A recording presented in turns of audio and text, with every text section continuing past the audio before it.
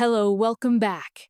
In a world that's often filled with intrigue and celebrity drama, few stories have grabbed the public's attention quite like the behind-the-scenes situation at Daystar television network.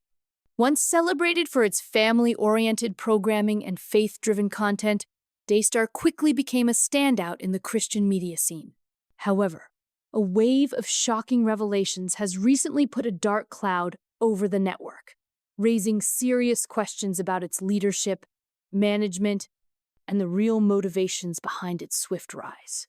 At the center of these revelations is Denise Boggs, a former insider at Daystar, who's finally ready to share her story after years of silence.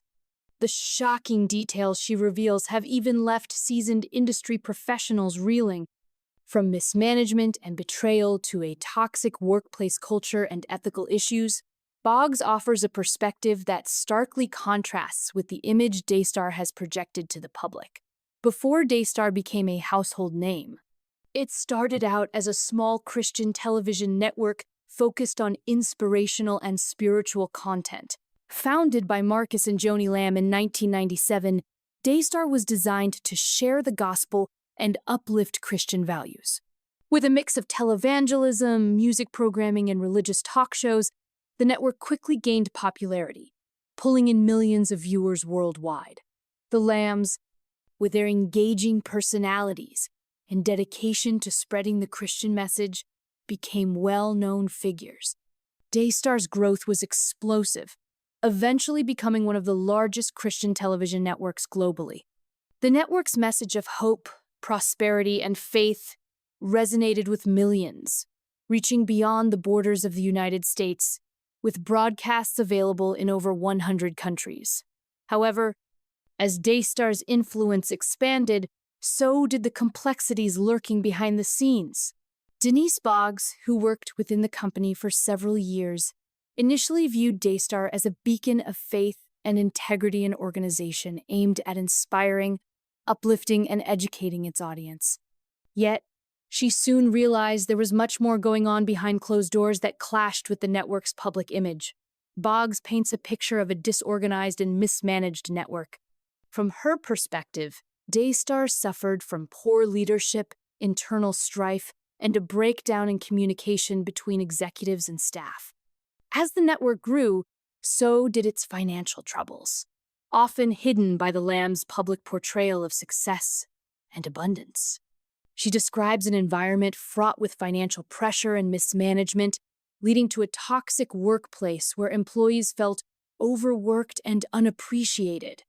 One of the most alarming issues Boggs highlights is the network's financial practices. While Daystar frequently solicited donations from its audience, she claims that a good portion of the funds was misallocated or used for purposes misaligned with the network's mission. This gap between Daystar's charitable image and its actual financial practices left her feeling betrayed and disheartened. Boggs alleges that network leaders often prioritize their lavish lifestyles and personal expenses over the noble causes they publicly supported. As Boggs further investigated Daystar's operations, she unearthed what she believes to be a pattern of deception and betrayal. The Lambs, whom she once respected, were not the virtuous leaders they seemed.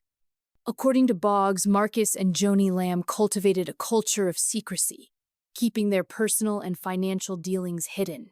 While they preached generosity and faith, they were allegedly involved in numerous questionable financial transactions that raised significant ethical concerns. One serious allegation Boggs brings to light is that Daystar used its platform to serve personal interests, profit.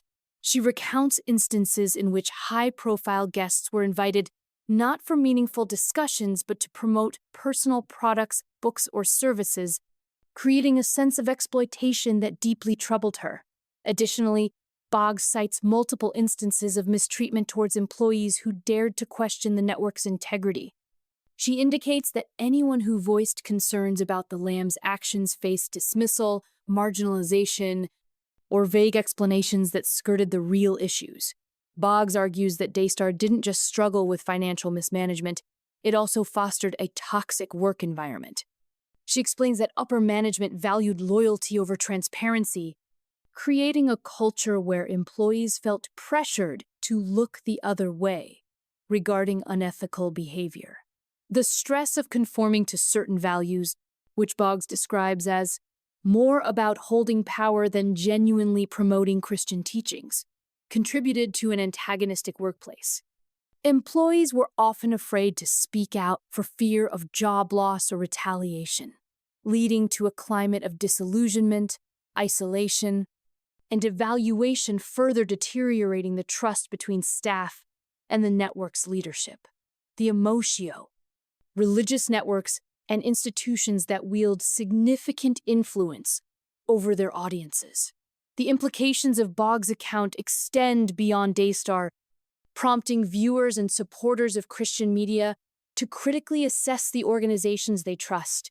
It highlights the need for accountability and ethical practices within religious media, emphasizing that the values preached must align with the actions taken behind closed doors.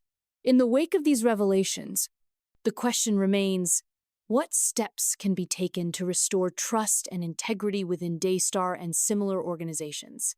Transparency, accountability, and a commitment to ethical practices are essential for rebuilding the faith of viewers and supporters. It is crucial for leaders within these organizations to acknowledge past mistakes, take responsibility for their actions, and implement changes that reflect the values they espouse.